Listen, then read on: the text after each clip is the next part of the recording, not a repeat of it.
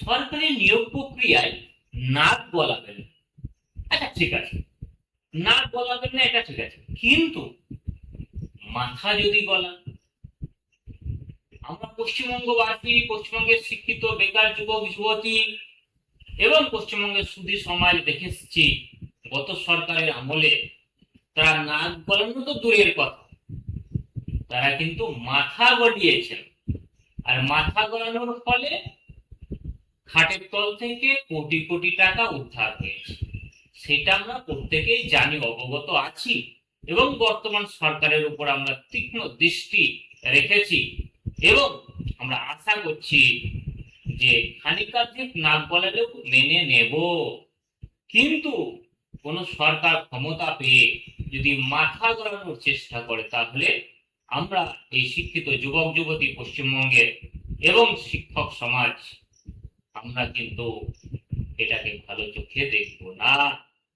এবং আগের সরকারের যেভাবে পরিবর্তন করেছি, ঠিক এই সরকার যদি স্বচ্ছভাবে নিয়োগ না দিতে পারে, সময়ের মধ্যে নিয়োগ না দিতে পারে এবং কথা দিয়ে কথা যদি না রাখতে পারে, তাহলে আমরা এই পশ্চিমবঙ্গের শিক্ষিত যুবক যুবতীরা কিন্তু ছেড়ে কথা বলবো না।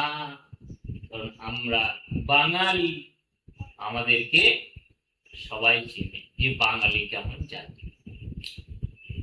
কিন্তু প্রিয় বন্ধুরা, আমি আশা করছি এই সরকারের যারা রয়েছেন ঊর্ধ্বতন কর্তৃপক্ষ, বর্তমান সরকারের, আশা করি তারা যে কথা দিয়েছেন সেই কথা রাখবেন। অর্থাৎ তারা বলেছেন যে বছর বছর টেট হবে, আশা করছি 2026 সালের মধ্যে টেট হবে একটা। এবং যেহেতু ওবিসি সমস্যার জট কেটে যাচ্ছে, সুপ্রিম কোর্ট থেকে সম্ভবত ওবিসি যে কেস সেটা উইথড্রল করে নিচ্ছে রাজ্য সরকার, সেহেতু ওবিসি সমস্যা আর থাকলো না। তার মানে রাস্তা একদম অনেকটাই ক্লিয়ার। এই ক্লিয়ার রাস্তায় বা ফাঁকা মাঠে যদি বর্তমান রাজ্য সরকার এখন গোল দিতে না পারে, তাহলে কিন্তু খুব সমস্যা। এখন প্রশ্ন হচ্ছে যে primary TET, upper primary TET এবং এসএলএসটি নতুন করে কি নিয়োগ 2026-27 মধ্যে হবে? আর দ্বিতীয় প্রশ্ন হচ্ছে প্রাইমারি যে ইন্টারভিউটা চলছিল, অনগোয়িং প্রসেস, এবং সেটা নির্বাচনের জন্য স্টপ হয়ে গিয়েছিল, সেটা কি পুনরায় আবার শুরু হবে? এই প্রশ্ন নিয়ে আমি একটা ভিডিওতে মোটামুটি আলোচনা করেছি।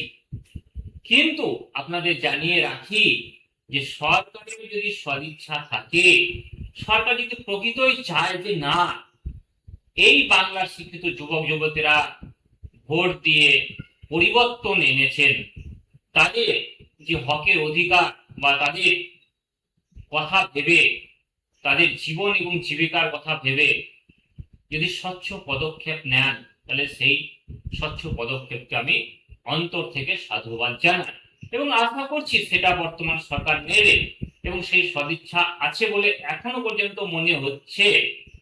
কিন্তু ভবিষ্যতে কি হবে সেটা ভবিষ্যতে বলবে।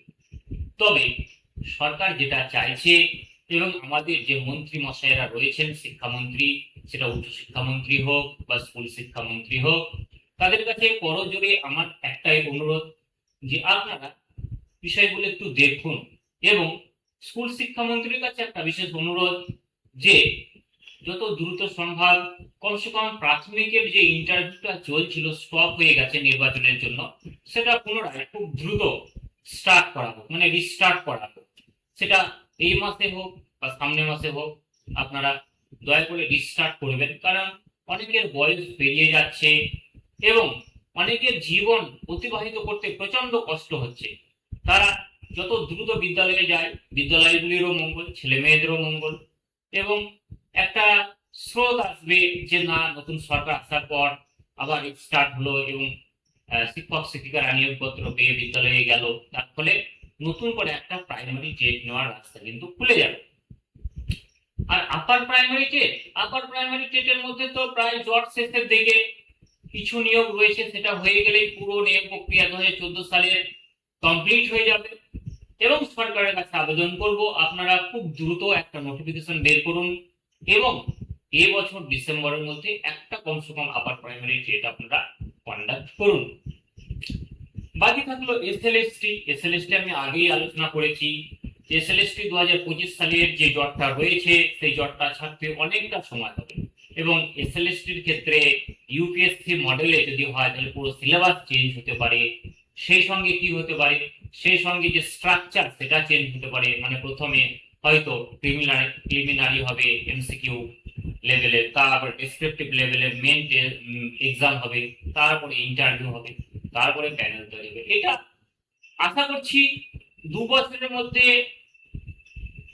এসএলএসটি নিয়োগ নিতে পারবে কিনা বা এক্সাম নিতে পারবে কিনা সেটা আমার সন্দেহ রয়েছে। কিন্তু দুটো বিষয়ে আমার এখন আস্থা আসছে বা সরকারের প্রতি একটা বিশ্বাস জন্মেছে, যেটা হচ্ছে যে সরকার যদি একটু নড়ে চড়ে বসে, প্রায় 2 মাস তো হলো, এবার বিষয়গুলো একটু দেখা দরকার। ওনাদের হাতে অনেক বড় বড় আইএএস অফিসার আছে, তাদের সঙ্গে আলোচনা করে, এবং কেন্দ্রের যে সমস্ত শিক্ষামন্ত্রীরা রয়েছেন তাদের সঙ্গে আলোচনা করে আপনারা আলোচনা করছেন, সেটা আমরা খবরের মাধ্যমে জানতে পারছি।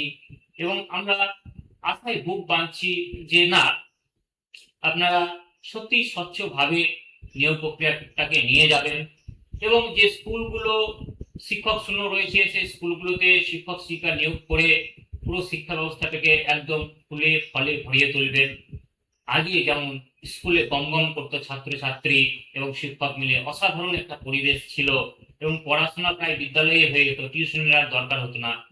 তো সেই ধরনের পরিবেশ আবার এই পশ্চিমবঙ্গে ফিরে আসুক, তার জন্য চাতক পাখির মতো চেয়ে রয়েছি।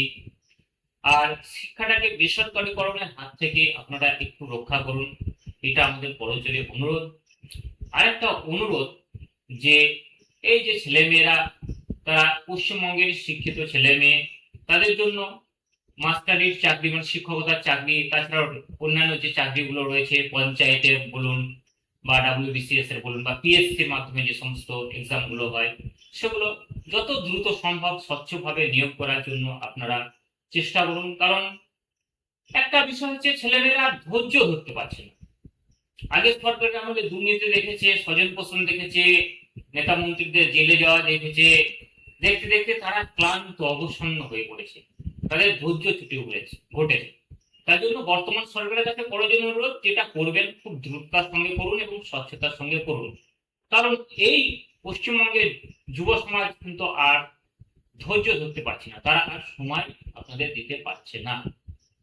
তাহলে আপনারা এখন আপার প্রাইমারির একটা নোটিফিকেশন বের করুন, এবং কিভাবে হবে, পুরোনো সিলেবাসে হবে নাকি নতুন সিলেবাসে হবে সেই ধারণাটা একটু দিন। আর চেয়ারম্যান যেগুলো নিয়োগ করা হয়নি সে সমস্ত বোর্ডের চেয়ারম্যান খুব দ্রুত আপনারা নিয়োগ করুন, এবং ডিপিএসসি গুলোতে চেয়ারম্যান এখনো নিযুক্ত হয়নি যতটা সম্ভব, তো ডিপিএসসি গুলোতেও আপনারা চেয়ারম্যান নিযুক্ত করুন। এবং পশ্চিমবঙ্গের শিক্ষিত বেকার যুবক যুবতীদের আমরা বলবো যে এতটা ভেঙে পড়বেন না বা এতটা আশাহত করবেন না। দেখুন, নতুন সরকারের যিনি মুখ্যমন্ত্রী রয়েছেন তিনি পজিটিভ একটা ভাইব নিয়ে চেষ্টা করছেন সমস্যার সমাধান করার। তো আস্থা এবং বিশ্বাস রাখুন, আর কিছুটা সময় দেন আপনারা এবং প্রস্তুতি শুরু করুন।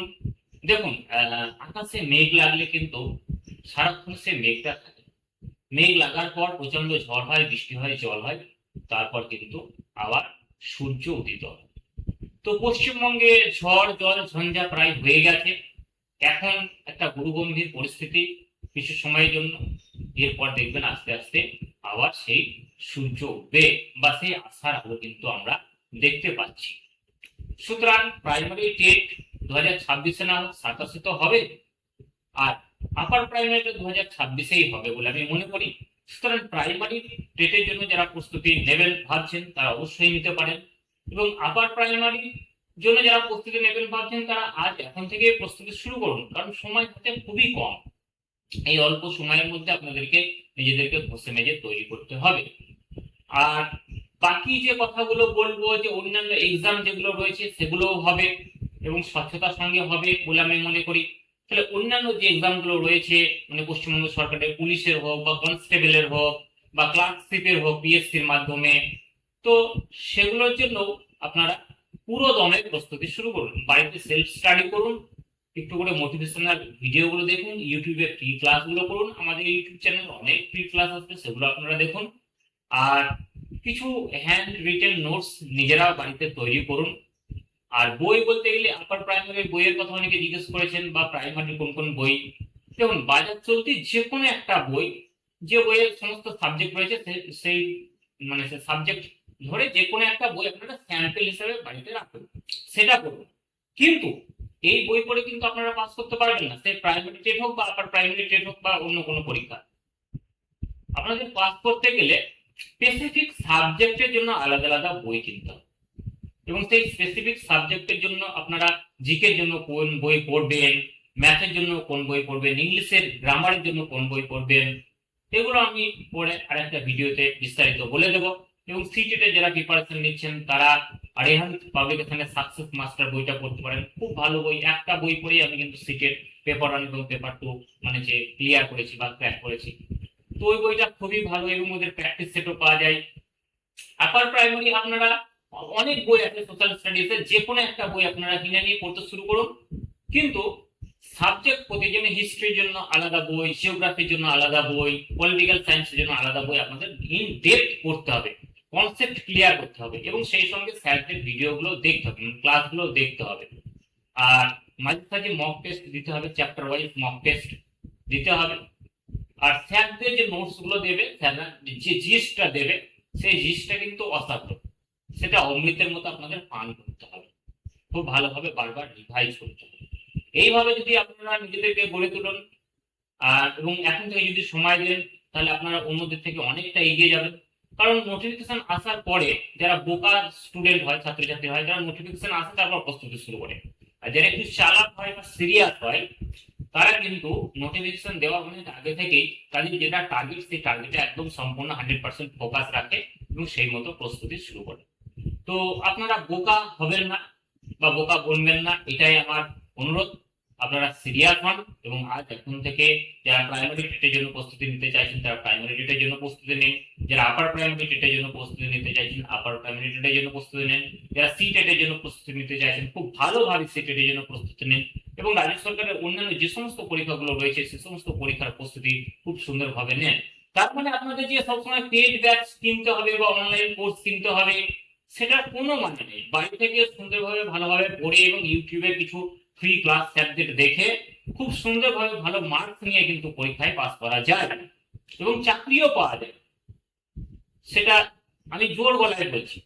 সুতরাং এই যে বিভিন্ন ধরুন ইউটিউব চ্যানেলে বিভিন্ন স্যাররা যে কোর্স বিক্রি করছে, সেটা তাদের ব্যবসা করতে হবে, তা নাহলে তারা ম্যানেজ করতে পারবে না। পুরো টিম রয়েছে, সিস্টেম রয়েছে, সেটা আমি বুঝি। তো ঠিক আছে, তারা তাদের কাজ করুক। আপনার যদি সাধ্য থাকে, সামর্থ্য থাকে, তাহলে যে কোনো একটা কোর্সে আপনারা যে কোনো কোচিং সেন্টারে আপনারা মানে যে অ্যাডমিশন নিতে পারেন।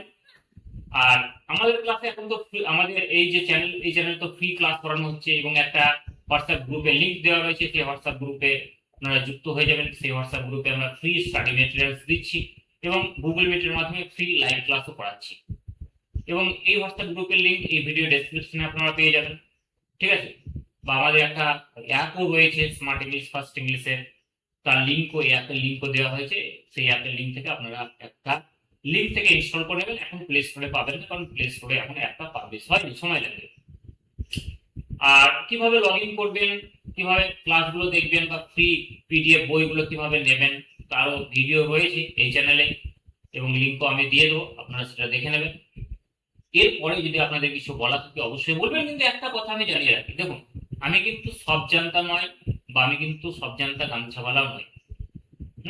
আমি মোটামুটি পরিস্থিতি দেখে বুঝে আইডিয়া করে আমার যেটা মনে হয় সেটা আপনাদের সামনে তুলে ধরি। সেটা আমার ঠিকও হতে পারে, ভুলও হতে পারে। আমি মনে করি যে এই সময়ে এই পরিস্থিতি অনুযায়ী এই পদক্ষেপগুলো নিলে আপনারা উপকৃত হবেন, সেই মতো ভাবনা চিন্তা করে আমি সেই পদক্ষেপগুলো আপনাদেরকে বলে দেই, তোমার সাজেস্ট। এটা আমার কাজ, এটা আমি করি, তাই হিসাবে মনে করি। তো এই হচ্ছে বিষয়। প্রিয় বন্ধুরা, আপনারা যারা চ্যানেলে প্রথম রয়েছেন তারা অবশ্যই চ্যানেলটিকে সাবস্ক্রাইব করে রাখুন, অনেকটা উপকৃত হবেন। এবং যারা free PDF, free notes, free book এবং ফ্রি লাইভ ক্লাস করতে চান, তারা অবশ্যই আমার হোয়াটসঅ্যাপ গ্রুপে যুক্ত হয়ে যাবেন। প্রত্যেকে ধন্যবাদ জানিয়ে আজকের এখানেই কথা সমাপ্ত করছি। প্রত্যেকে ভালো থাকবেন।